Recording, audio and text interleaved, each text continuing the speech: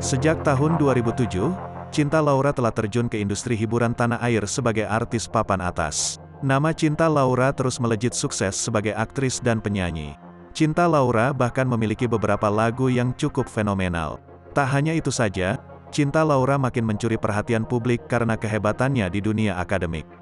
Ya, selain hebat dalam meniti karir, Cinta Laura berhasil menyelesaikan pendidikan sarjananya. Cinta Laura pun mampu meraih 2 gelarnya, yakni lulus dari jurusan Psikologi dan Sastra Jerman di Columbia University, New York.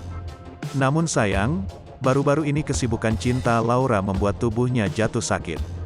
Dalam unggahan akun Instagram pribadinya, Cinta Laura membagikan kabar pilu dirinya.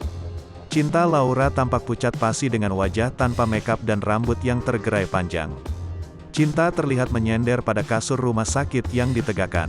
Cinta Laura mengatakan bahwa ia akhirnya tumbang setelah setiap hari kerja selama 3 bulan terakhir. Setelah 3 bulan kerja 7 hari seminggu, 18 jam per hari, akhirnya tubuhku tumbang juga, tulis Cinta.